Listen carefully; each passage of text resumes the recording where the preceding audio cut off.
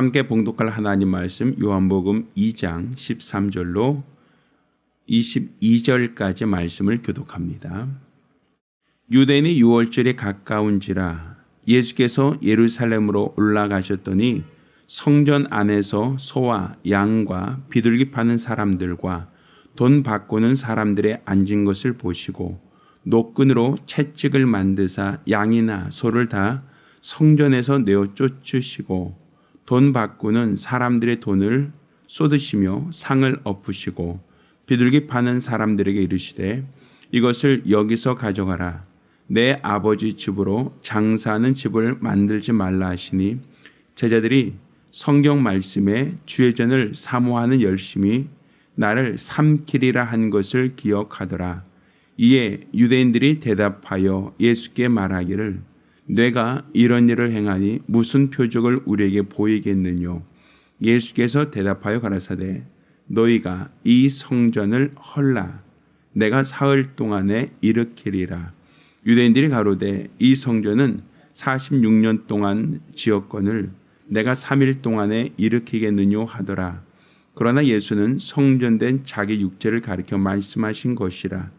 죽은 자 가운데서 살아나신 후에야 제자들이 이 말씀하신 것을 기억하고 성경과 및 예수의 하신 말씀을 믿었더라. 아멘. 성전은 하나님께서 이름을 두신 곳입니다. 우리는 하나님을 어떤 형상을 만들어서 섬기는 종교인들이 아닙니다. 하나님께서 구약 시대에도 하나님이 형상을 만들라 하고 지시하지 않으셨고 또 하나님께서 어떤 그림이나 모양을 만드셨을 때 그것을 하나님이 기뻐하지 않으셨습니다. 다만 하나님께서는 성전에 하나님의 이름을 두셨고 또 하나님의 이름을 두신 그 성전에서 하나님은 죄인들을 만나 주셨습니다. 따라서 성전이라고 하는 것은 하나님이 이름을 두시고 또 그 이름 가운데 우리 죄인들을 만나 주시는 장소입니다. 따라서 그들이 각각 죄가 있다고 하는 것을 깨달았을 때는 제물을 가지고 성전으로 찾아와서 그 제물을 잡아 희생하고 그 피로써 하나님께 그들의 죄를 고하며 용서를 구하는 그런 장소입니다. 따라서 죄인으로 들어왔지만 그들이 희생을 통하여 죄를 전가시킨 이후에는 죄 사함을 받고 돌아가는 곳이 바로 성전입니다. 그러니까 이 성전이라고 하는 것은 바로 이와 같은 기능, 하나님이 이름을 두시고 그 이름 가운데 죄인을 만나 주시며 그 죄인의 모든 죄와 허물을 대속하여 주시는 그 장소가 바로 성전이었습니다. 따라서 이 제물을 드릴 때는 온전한 것을 드려야 합니다. 상처나거나 병들거나 무엇인가 하자가 있는 것을 대신 드릴 수가 없었다는 얘기입니다. 그래서 제사장들은 그 성전에 제물을 가지고 오는 사람들의 제물을 검수해서 그 제물 가운데 병이 들거나 아니면 다치거나 병들거나 뭔가 제물에 문제가 있으면 그 제물로는 당신들의 죄를 없이 할 수 없다라고 하여 다른 제물을 가져오도록 그렇게 요구를 했습니다. 그러니까 이스라엘 사람들은 성전으로 가는 그 목적 자체가 하나님의 이름 가운데 내 죄 사함 받고 하나님을 만나고자 하는 목적으로 가는 곳인데, 그런데 나를 대신해서 드릴 그 희생 제물을 그냥 아무짝에도 쓸모없고 그냥 버릴 만한 것, 아무것도 가치가 없는 그런 것을 드린 것이 아니라 일련된 가장 좋은 곳으로 하나님께 예물을 드리도록 했단 말입니다. 그렇지만 이스라엘 전역에서 예루살렘으로 오는 그 여정 속에 그 재물을 잊어버릴 수도 있고 또 재물이 상처가 날 수도 있고 재물이 병들 수도 있다는 얘기죠. 자, 그런데 문제는 이렇게 하나님께 온전한 재물을 드려서 하나님께 예배하고 죄사함 받으라 하고 하는 그 취지가 잘못된 것이 아니라 얼마나 좋은 취지입니까? 그런데 일부 제사장들이 외부에서 가지고 온 재물을 양을 가지고 오면 그 재물이 하자가 없음에도 불구하고 그 재물이 온전함에도 불구하고 불합격 판정을 내린단 말입니다.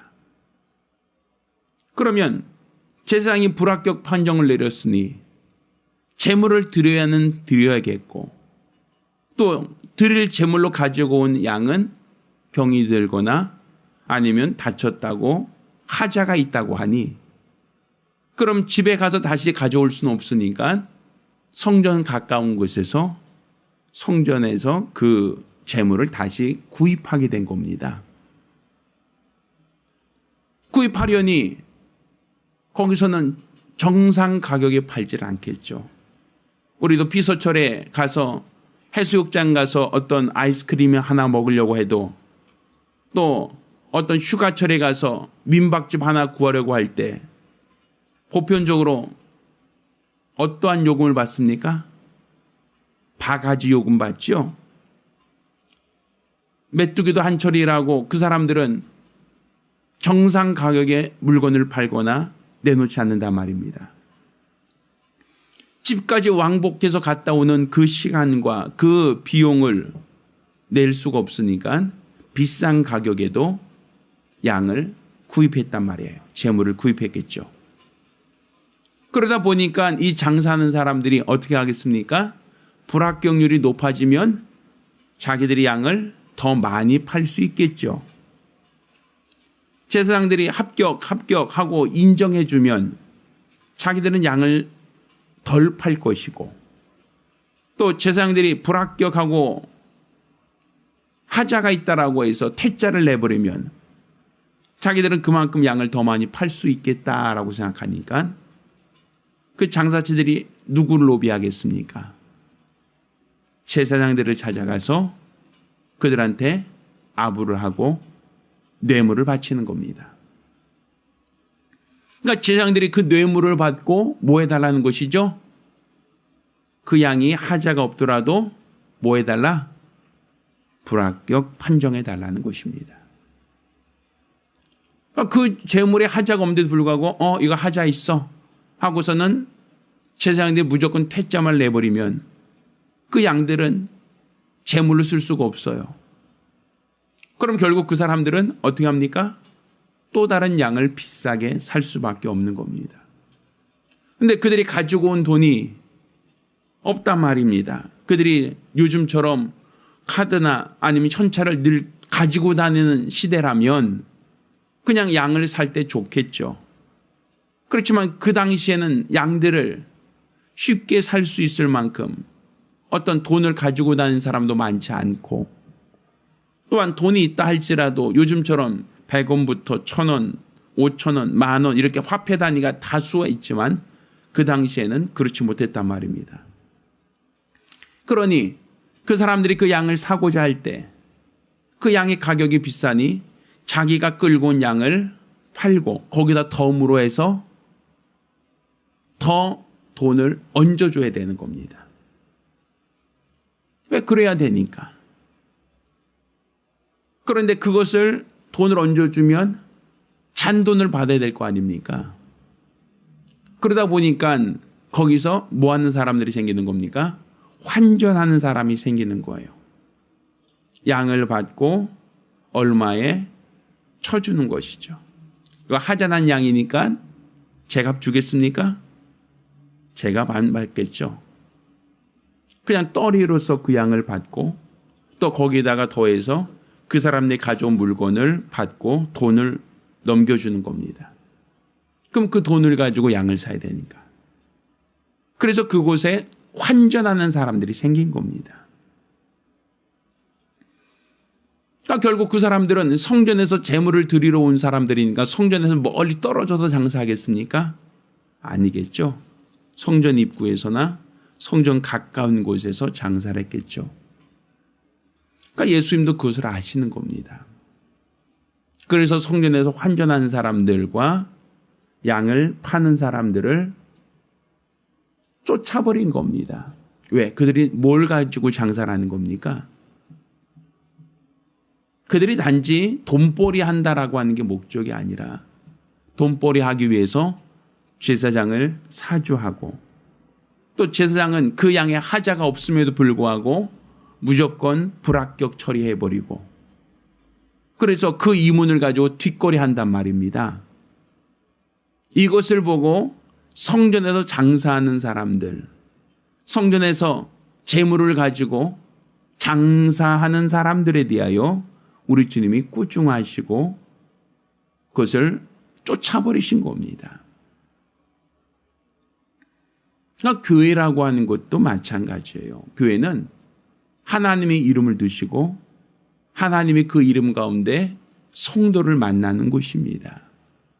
옛날에 성전과 제사를 드린다는 그 의미로서 일치되진 않지만 우리는 우리 주 예수께서 영원한 제물이 되셨다는 것을 믿기에 더 이상 제물을 가지고 와서 환전하지 않고 예수 그리스도라고 하는 온전한 제물, 하자가 없고 점 없고 흠 없는 온전한 제물을 드려 하나님을 만나는 하나님께 예배하는 그곳이 바로 교회입니다. 성전에서 하나님께서 희생 제물을 통하여 그 죄를 사하시고 그 죄인들이 들어왔을 때 그 죄인들의 죄를 다 용서하고 돌아가게 하셨던 것처럼 교회는 이와 같이 장사하는 사람들이 생기고 희생 제물을 가지고 매매하는 그러한 사람들은 없지만 그것은 바로 예수 그리스도께서 희생 제물이 되셨기 때문입니다. 점 없고 흠 없는 어린 양 같은 예수 그리스도께서 희생 제물이 되셔서 친히 죽으시고 그 피로서 우리를 대속하여 주셨으니 다시 우리가 제물을 가지고 와서 그 제물이 불합격 처리되고 그 제물에 하자가 있다고 하여 또 다른 제물을 준비할 이유가 없어진 겁니다. 그러니 교회는 그 어떠한 이유로도 장사하는 그러한 장소가 아니라 우리 주 예수의 은혜, 우리 주 예수의 희생으로 인하여 온전한 제사, 온전한 예배가 가능하게 된 곳이 바로 교회입니다. 따라서 우리가 이 교회에 올 때는 상하고 찢긴 마음으로 왔다 할지라도 예수 그리스도가 희생제물이 되셨다는 것을 믿었다면 우리는 죄인이 들어와서 죄사함 받고 은혜 받고 돌아가는 것이 교회가 되어야 되고 상처가 있고 세상에서 실패한 사람이라 할지라도 교회 와서 하나님을 만나고 돌아갈 때는 위로받고 돌아가는 곳, 응답받고 돌아가는 곳이 되어야 됩니다. 그것이 바로 교회이기 때문입니다. 따라서 우리 사랑과 순종교회도 예수 그리스도께서 희생제물이 되신 교회입니다. 따라서 우리가 예수 안에서 하나님과 예배하고 예수 그리스도 안에서 하나님과 친밀하고 이로써 우리 하나님께로 은혜 받고 돌아가는 그러한 곳이 바로 우리 교회가 되어야 됩니다. 이 교회를 통해서 죄인이 하나님을 만나며 어떤 문제 있는 사람도 은혜 받고 돌아가는 교회가 될 수 있도록 항상 이 교회가 하나님을 만나는 거룩한 처소로서 사용될 수 있도록 기도하시기를 예수 이름으로 축원합니다. 기도하겠습니다. 우리가 기도하실 때에 이 교회가 진실로 우리 주님을 만나는 장소, 죄인이 회개하고 돌아간 장소, 문제 있는 자, 연약한 자들이 하나님의 응답을 받고 돌아갈 수 있는 거룩한 장소가 될 수 있게 해달라고 간절히 사모하며 한 목소리로 기도합니다.